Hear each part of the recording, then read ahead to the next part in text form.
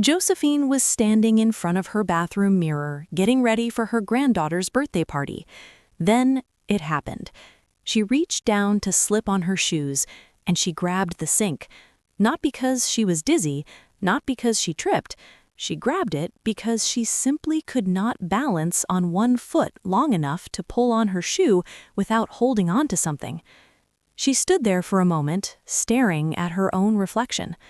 Josephine was 78 years old. She had walked 10,000 steps a day her entire adult life. She had gardened, danced at weddings, carried grandchildren on her hip, and now she couldn't put on a shoe without gripping the counter for dear life. That woman is not alone. In fact, there's a good chance you've had a moment just like that. Maybe it wasn't a shoe. Maybe it was getting up off the couch, or backing away from the stove, or walking through a dark hallway at night and feeling that flicker of panic, that little voice that whispers, "What if I fall?" Here is the truth no one wants to say out loud. Most people over 80 have already lost abilities they don't even know they've lost. Medical researchers have identified 5 specific physical tests that predict with startling accuracy whether a person will maintain their independence or slowly surrender it. And fewer than 5% of adults over 80 can still pass all 5. The good news? These abilities don't have to disappear, and if you act now, you can get them back. Let's find out exactly where you stand. Test number 1. Can you stand on one leg for 30 seconds? Let's start with something deceptively simple. Stand up right now, carefully, near a wall, and lift one foot off the floor, just 1 inch, and hold it. Pause this video right now and try it. How long can you hold it? Comment below with your time, but make sure you're near a wall or have someone nearby for safety.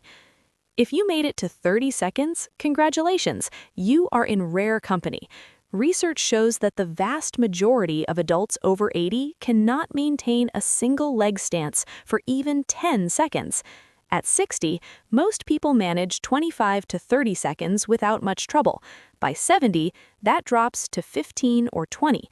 By 80, for most people, it's gone almost entirely. But this isn't just a party trick. This single test reveals the health of multiple systems in your body all at once.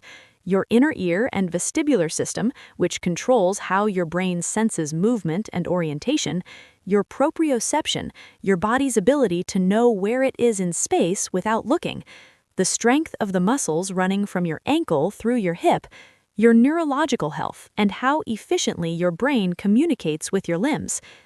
What to do about it? Start today. Stand near a wall, lift one foot just an inch off the floor, and hold it for 5 seconds. Then switch. Do this 5 times on each leg, twice a day. That's it. No gym required. As it gets easier, challenge yourself. Hold longer, lift higher, and eventually try it without touching the wall. Within a few weeks, most people see real improvement.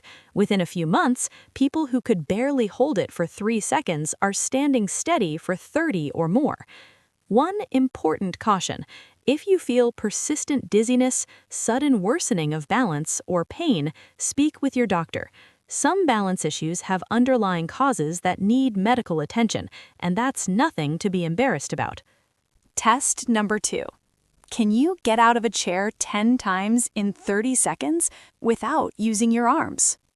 Here is a question worth sitting with, literally. When you finish your morning coffee and stand up from your chair, what do you do with your hands? If the honest answer is, I push off the armrests, you are not alone.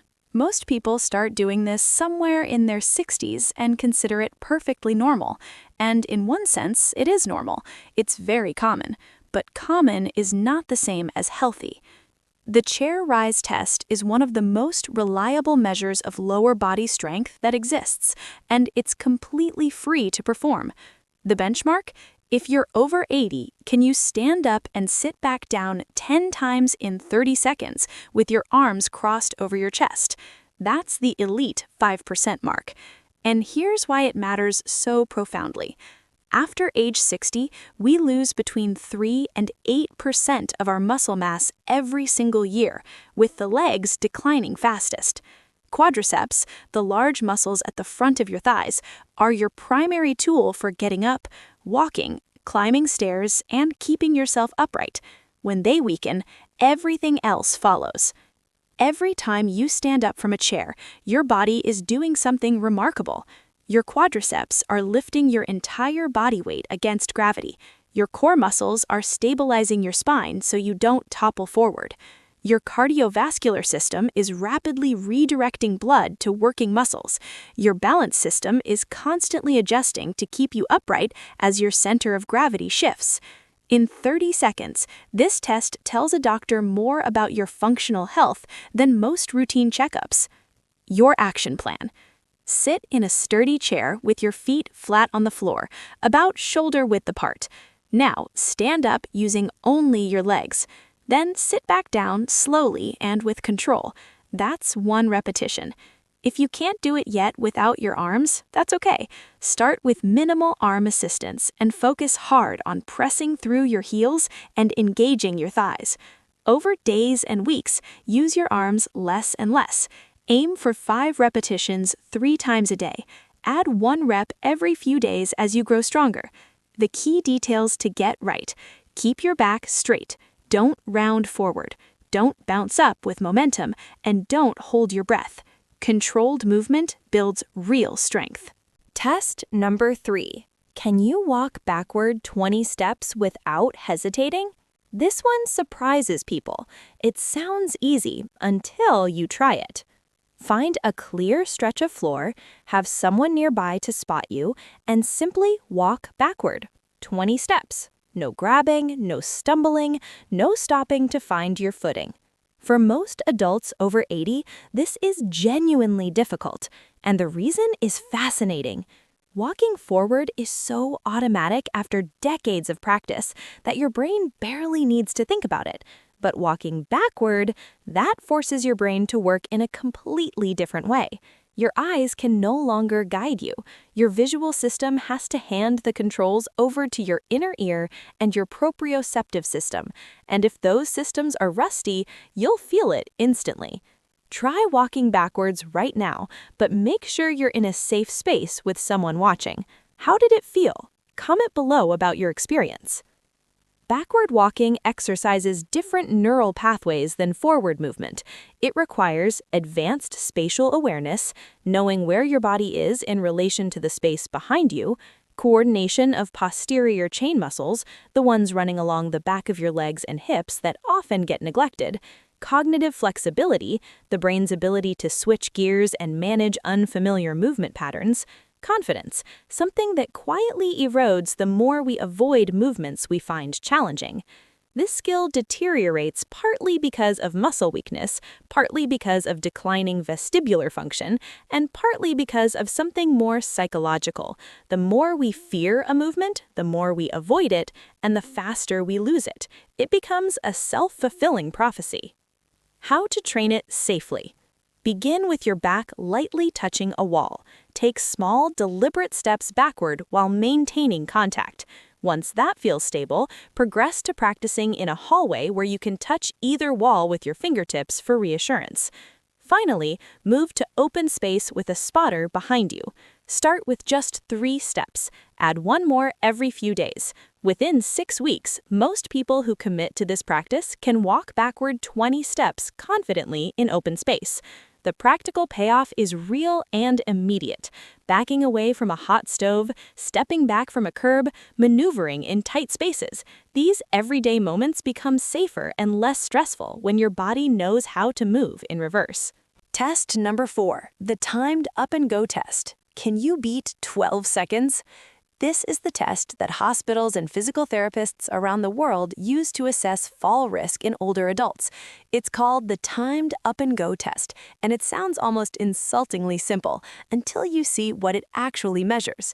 Here's how it works. Start seated in a standard chair, stand up without using your arms if possible, walk 10 feet forward, turn around, walk back, sit down again.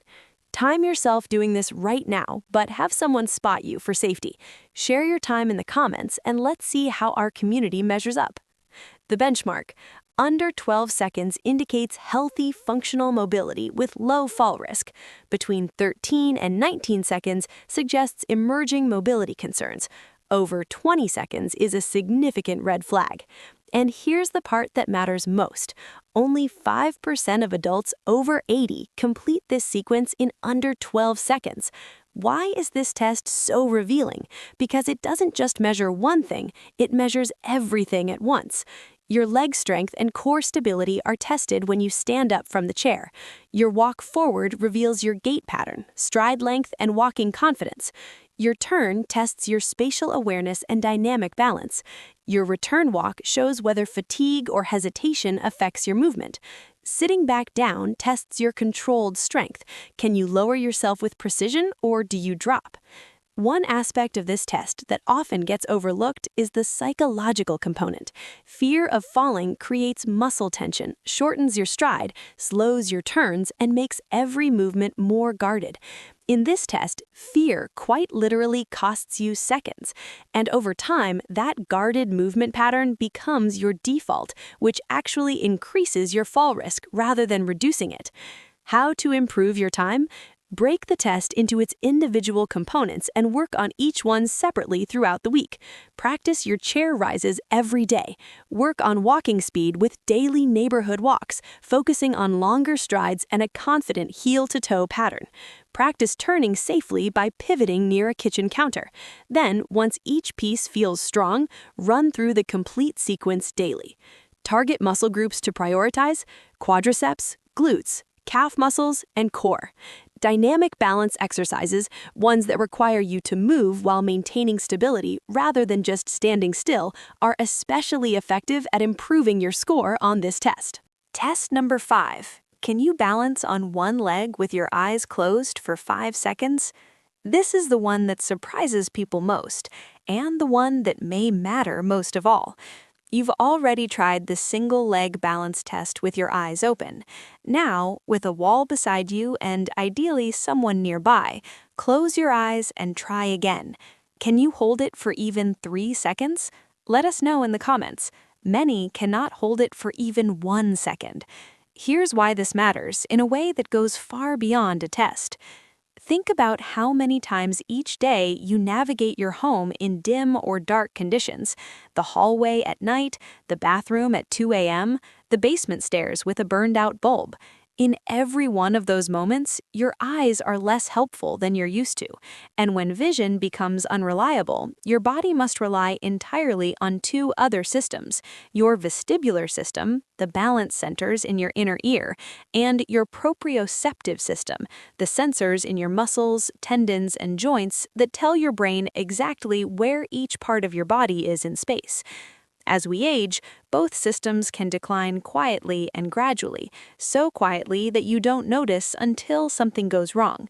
The eyes closed balance test is essentially a stress test for those hidden systems, and when it reveals weakness, it's telling you something important before a fall does. Here's the normal timeline of decline. Young adults, 30 seconds or more, eyes closed, no problem. Age 60, 10 to 15 seconds for most people. Age 70 drops to 5 to 10 seconds. Age 80 and beyond, for most people, under 3 seconds or not at all. If you're over 70 and can hold this position for 10 seconds or more, your balance systems are functioning at a genuinely impressive level. How to train this? Begin by mastering the eyes open version. Build up to holding it for 30 seconds comfortably. Then, start introducing brief moments with eyes partially closed. Just 1 second, then 2, then 3. Your brain needs time to adjust to operating without visual input, and that adaptation only happens through gradual, consistent practice. Adding proprioceptive challenges to your daily routine also helps significantly. Try standing on a folded towel or a foam pad while doing simple tasks like brushing your teeth or rinsing dishes. Practice gentle head movements, looking left and right, up and down while standing still.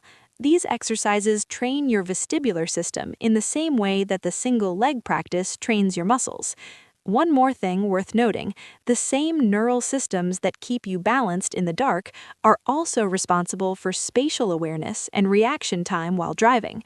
Improving your eyes closed balance doesn't just make you safer at home, it can make you a more alert, confident driver as well.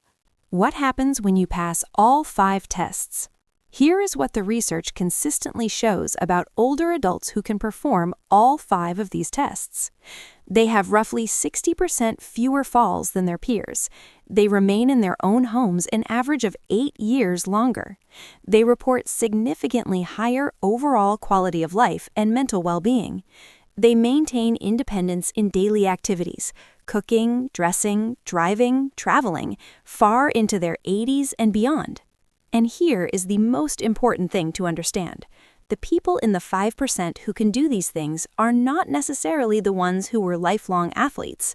Many of them are women who simply paid attention, recognized warning signs early, and made a daily commitment to specific, targeted practice. You don't need a gym membership. You don't need expensive equipment. You need 15 minutes a day, a clear space, and the decision to take your physical future seriously. Your daily 15-minute independence workout. Here is a simple routine that trains all 5 abilities simultaneously. Do it once a day, every day. Single leg stance, 5 seconds each leg, 5 rounds. Eyes open to start, work toward eyes closed. Chair rises, 10 repetitions, arms crossed, controlled pace. Rest 30 seconds, repeat. Backward walking, 10 steps along a hallway, turn, 10 steps back. Add distance as you improve. Timed up and go. Time yourself once daily. Track your progress week to week. Eyes closed balance, 1 to 5 seconds each leg near a wall. Increase gradually. If some of these feel impossible right now, begin with the modified versions described in each section above. The goal is not perfection. The goal is progress. A little more, a little better, each week. Losing independence is one of the deepest fears that comes with aging. The thought of not being able to live in your own home, on your own terms, surrounded by the people and things you love, it's something most of us don't like to think about. But here's what the research tells us, and here's what I want you to carry with you. Your body is remarkably adaptable. Even in your 80s, muscles respond to training. Balance improves with practice. Neural pathways strengthen with use. The decline is real, but it is not inevitable, and it is not irreversible. The 5% of seniors who maintain these abilities are not superhuman. They are simply people who decided at some point that they were not going to go quietly. They found out where they stood, and then they did something about it. Now you know where you stand too. If this video made you rethink your current situation, go ahead and hit the like button and share it with someone who could benefit from it. Tell us in the comments which part surprised you the most. Your insight might help others realize they're not alone. Don't forget to subscribe and turn on notifications so you don't miss what's next. The steps you take today can shape your independence tomorrow. Stay healthy and peaceful.